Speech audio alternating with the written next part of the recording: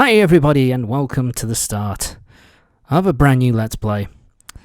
And today, it's a new type of game. I've not really done a Metroidvania before, but we're playing Overlord Escape From Nazerick.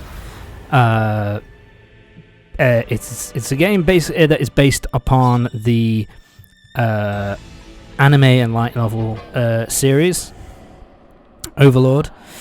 One of my favourites. I absolutely love this. I absolutely love that series. And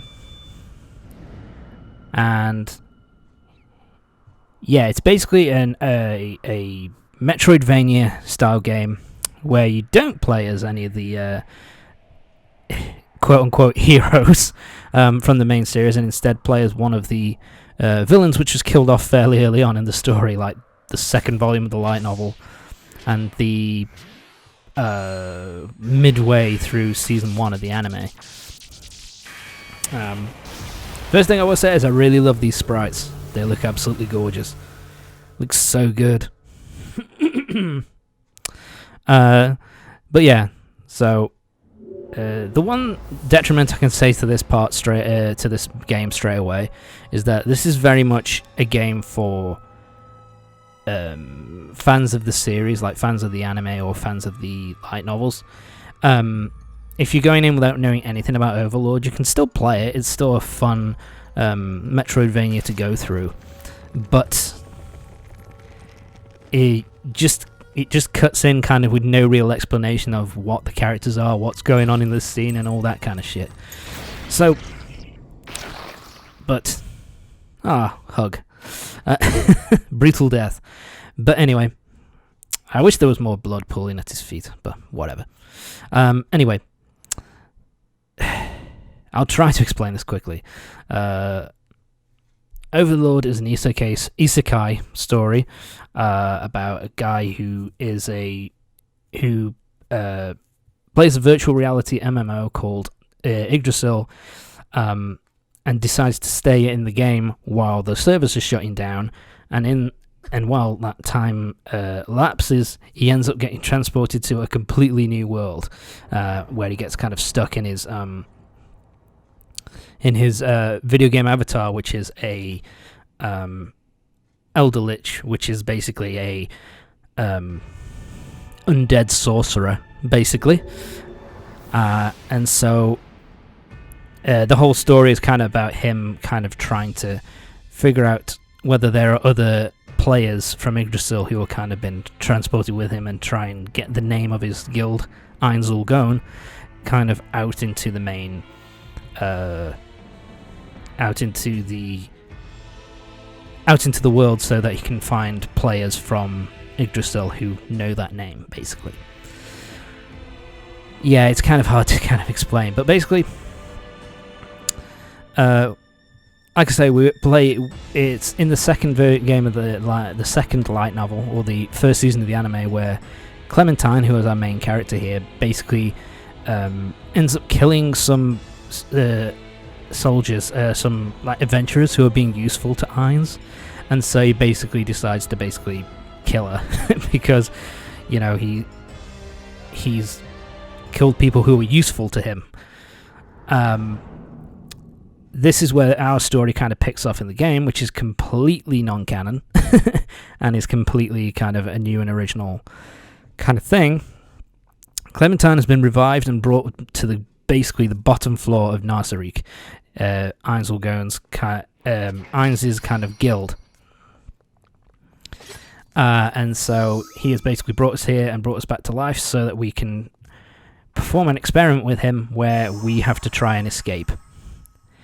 And so that's pretty much the whole game. We have to go through the entire Tomb of Nazerick, trying to make our way out, all because Ainz wants to see if we can do it, basically. That's basically all there is to it. It's a very basic kind of plot. So yeah, what we just opened up there was that those big kind of gates are basically fast travel points. So once you've activated it, you can fast travel, and you find another one, you can kind of fast travel to that point whenever you want to. So we picked up our first weapon, Stiletto. It's our stiletto, which is, kind of the main weapon for Clementine. Stilettos are basically knives, like little short daggers. So what I'm doing here is I'm thinking, there has to be something up here, surely there has to be something of interest, and it's like, fuck you. Never mind.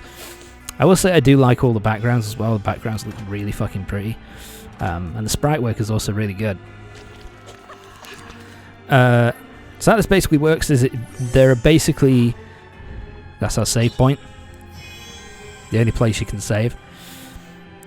These little panels here that you can see, one on the right here, you can't break through them. They basically need a specific type of magic to open. So we're going to get magic later on. Spoilers. And in order for us to open those doors, we need to get fire magic for the red gates. There are also yellow gates which you need lightning magic for, and blue gates which you need ice magic for. Which you'll find as you continue to explore the tomb.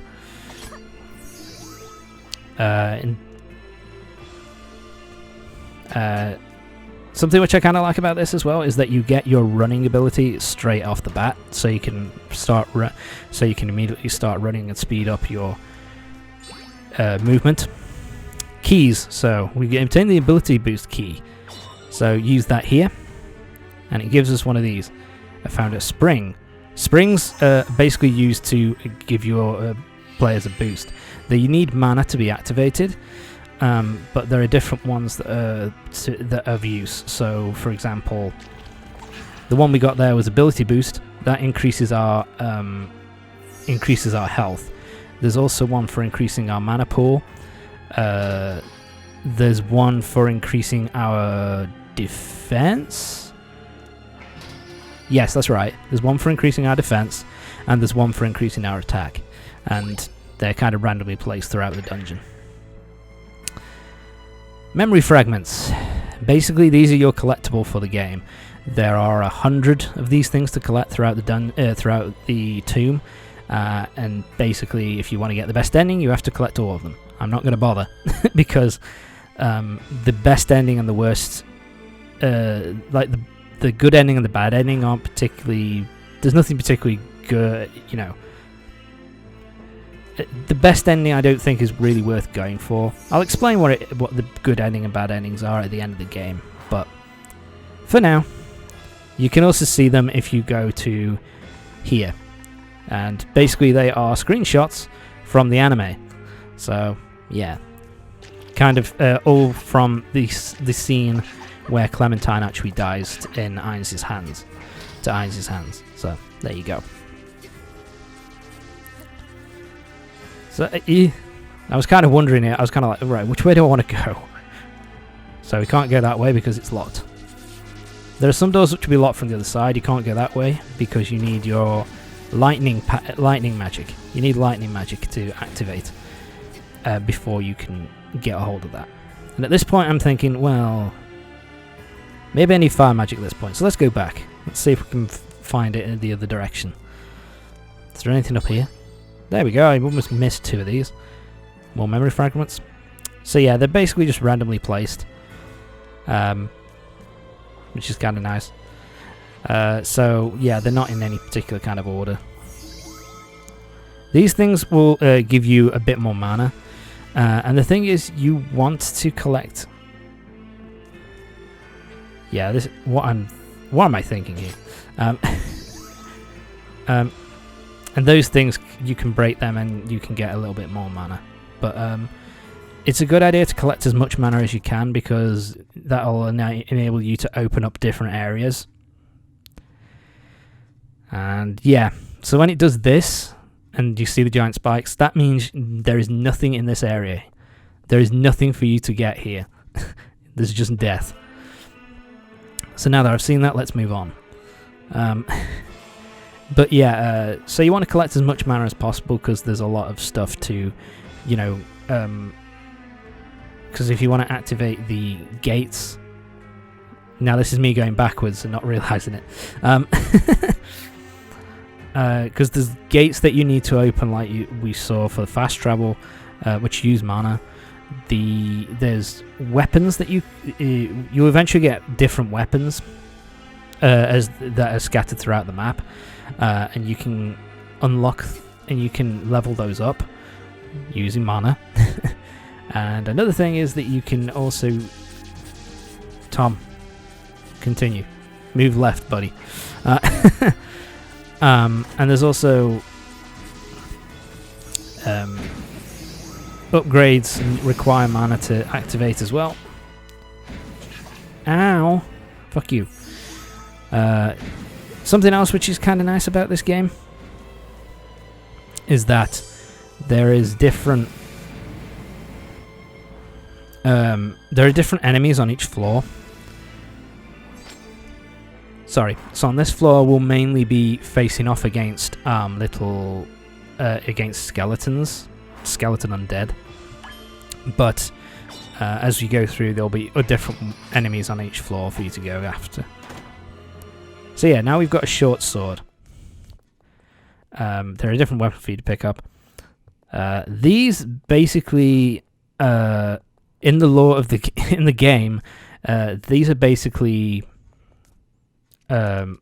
dioramas of the previous members of Ainz Ooal Gown who've left the guild. It's not really kind of explained in the game itself. You have to just kind of know and be a fan. Another save point. There you go. And there we are. So now we have our fireball spell. You start off with 2 shots, and there are basically fireballs that you can find throughout the dungeon, and basically you get those, and then you can basically head through, and you can get more. So I think for each one you find, you get an extra 2 shots, basically, which is kind of nice. So now we want to go back down here because now we've got our fire spell.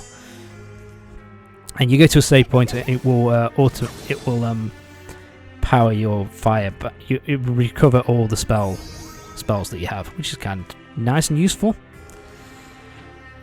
So yeah, something else which is kind of nice.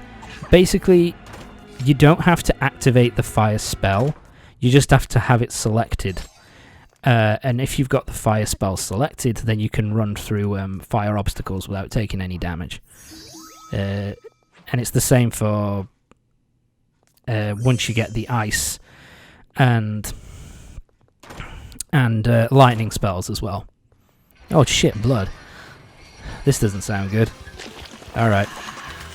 Mini boss.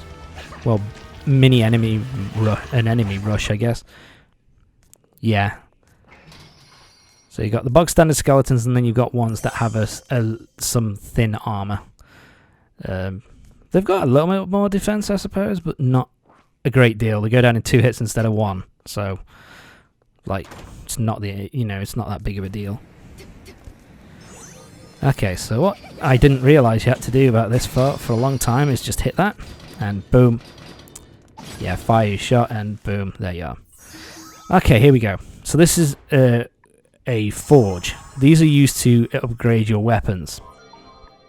You put mana into it, and then you get a certain amount of, and then you use mana to kind of upgrade it.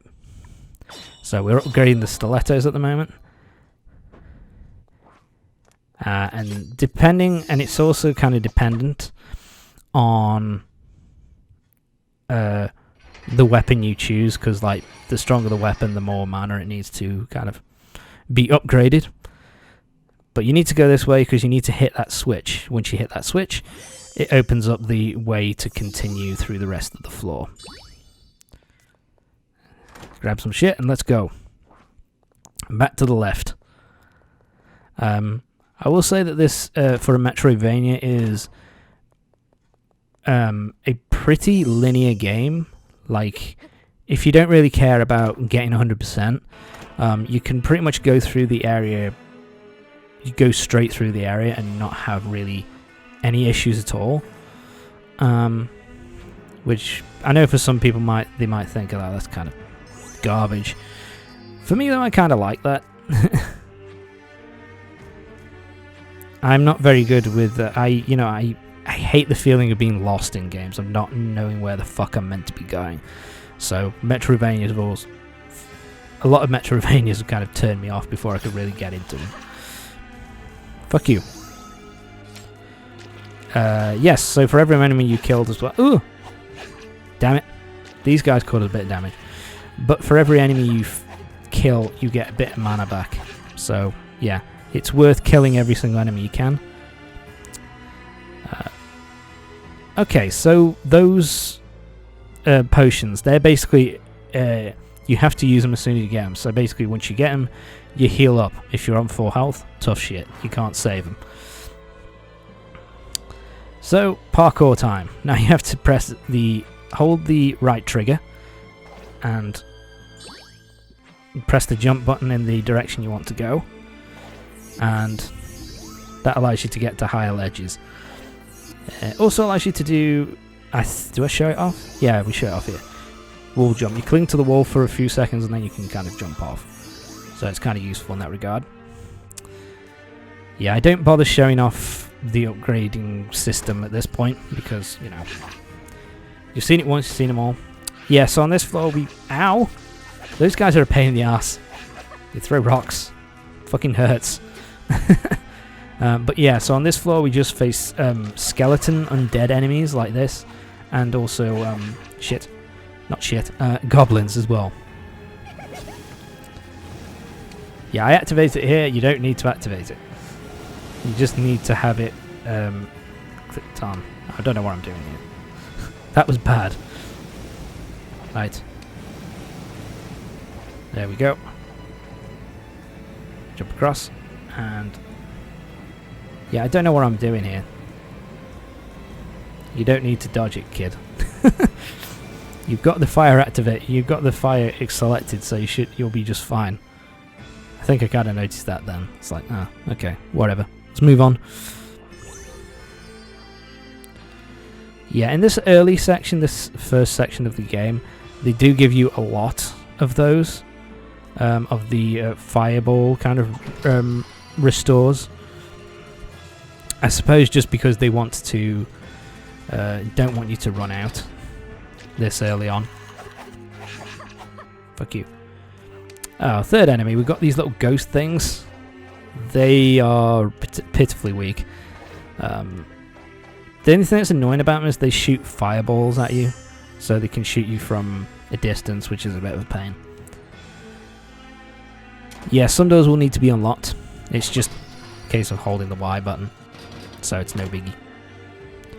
Yeah, stuff to come do over here now. Save point. And here's a new weapon. We've got a rapier. So yeah, you don't really need to change weapons if you don't want to. Like, once the what's it called? The stilettos are fully upgraded. Oh shit! Run out the way. Yeah, these things you can only hurt them from behind, so they're a bit of a pain. But the point is that you don't really need to change the weapon. The stilettos are kind of once they're fully powered up, they do a pretty good amount, a sizable amount of damage. Fuck. There you go.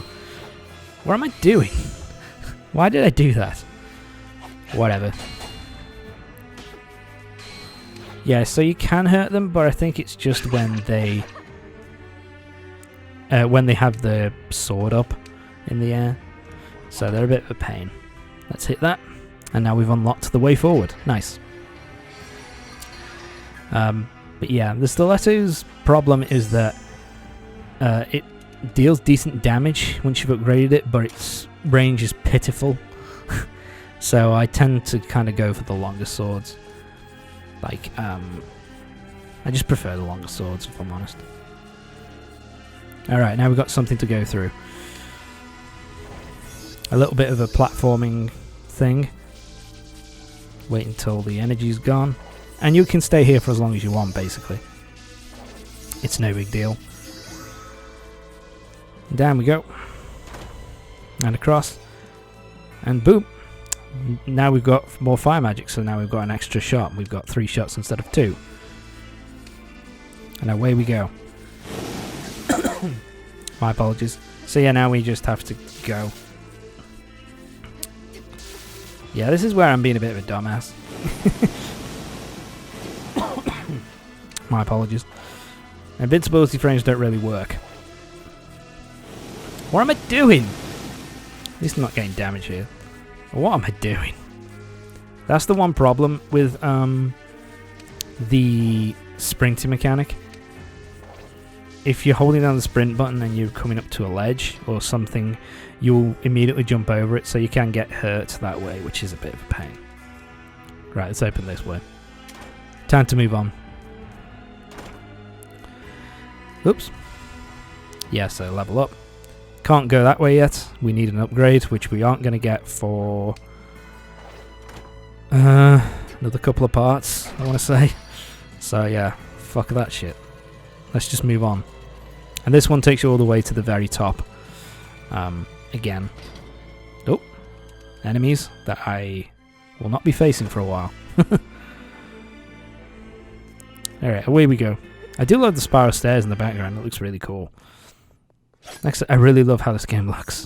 It's very gorgeous. Let's get some mana.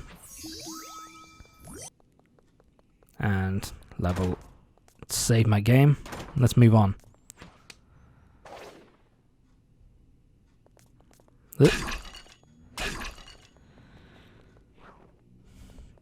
Oh, there we go. That's why there's a campfire. Fucking goblins. Die. There you go. So yeah, finally do I work it out? There you go, buddy. Another sword. That's a broadsword. The broadsword is slower. Fuck. But it causes more damage. Yeah. I tried this one more time, I think, and then I'm like, fuck it. Sod it. Let's move on. Nothing worth getting anyway. I think you need an upgrade to get that. To get up there anyway, which we won't get till next part. Ah. We're introduced to our first boss character. Yeah, I didn't realize that you could skip or, you know, speed through the dialogue at this point, so yeah, we're going to be here a while. But yeah, so this is Yuri Alpha. She's one of the how silly this series is. She's one of the Pleiades battle maids, who are kind of like the last kind of line of defense for the Great Tomb of Nazerick. You know, like basically the last enemies that you'll fight before you make it to the very heart of the base.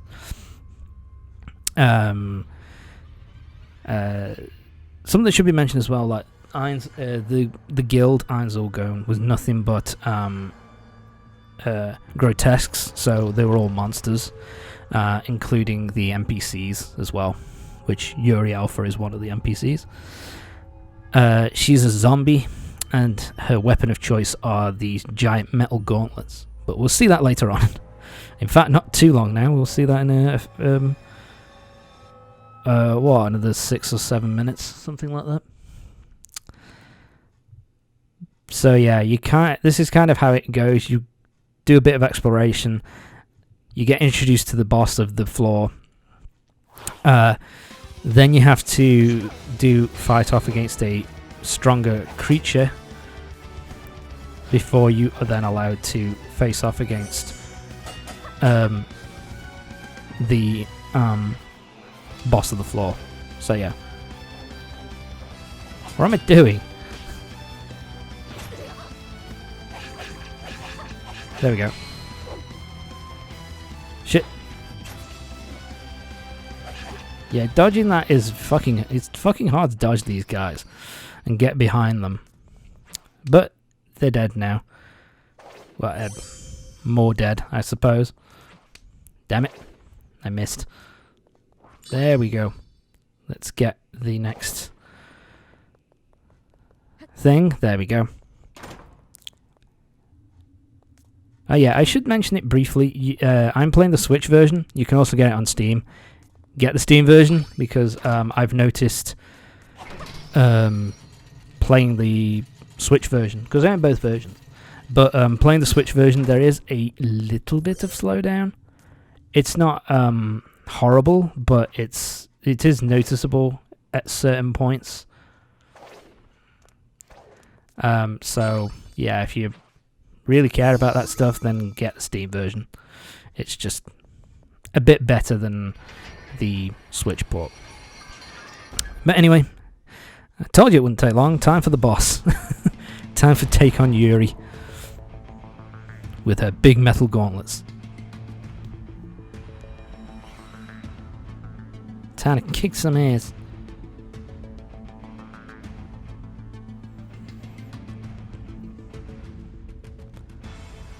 I love that animation, kind of the laughing animation, kind of showing how much of a smug prick she is.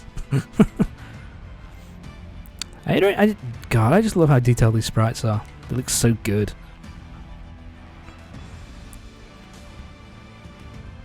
Time to fight. I am far too provoked to restrain myself. God, I just love these poses. They're so awesome. Yeah, this game was released earlier this year, so it's not a very old game. It's really... I love this game. It's so good. It's one of those things where I think if you're a fan of the series, then it's a must-play. But I also think it's a good game if you're a fan of Metroidvanias as well. Also, I think it's good for a good choice for someone's first Metroidvania, because it's pretty linear and it's hard to kind of get lost. But anyway, Yuri Alpha is down, nice and easy, and Ainz is pissed.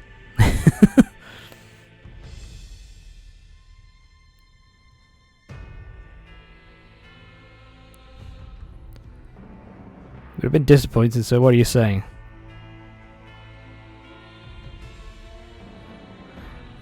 Basically talking shit about your own underlings there, dude.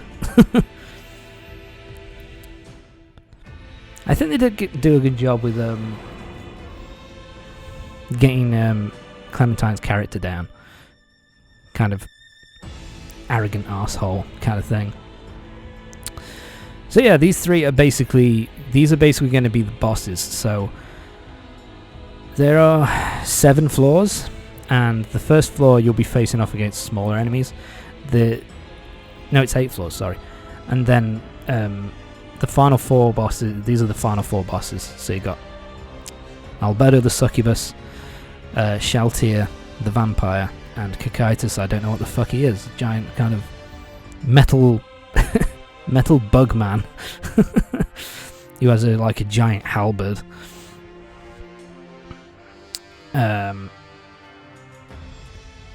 So yeah, but it's going to be a long time before we face these guys. They're kind of the last 4 bosses of the game, and I think the sprites are actually really nice, especially Kakaitis. He's got a lot of detail in his sprite. It looks really nice. So yeah, these are floor guardians. In the actual show and in the light novels, basically, there are floor guardians and area guardians. Area guardians are kind of like smaller, weaker characters, and then the floor guardians are kind of like the most powerful characters in Nazerick, basically. I think... I'm trying to remember. I think there are a grand total of... In the actual show, I think there are a grand total of 9. Yes, I think that's right. I think there's a grand total of like 9 floors. And actually, I remember that Shaltir is the guardian of the first 3 floors. Kakaitis is the guardian of the 6th floor. And Albedo is the guardian of the 8th floor. She's also kind of the head of the Sorry, she's also the head of the Guardians. Kind of the main one in charge. Although, weirdly enough, she's not the strongest. The strongest is actually Sheltier, the Guardian of the first 3 floors, weirdly enough. Boom, boop. Save point. Yeah, can't do anything about that. Continue on. We've got to head over to the next floor now. Got another key to open. And we've got a spring. I can't remember. What's this one? Impenetrable Fortress. This increases your defense, so you take less damage. Simply. There we go. Second attempt. And we've learnt Ability Boost, which will increase our max HP. Nicely done. And grab that, and we're done for this part. Join me next time for the next part of Overlord Escape from Nazerick, when we'll be going through the second floor and seeing who our next boss fight is going to be against. So join me next time when we're going through the second floor in Overlord Escape from Nazerick. See you next time.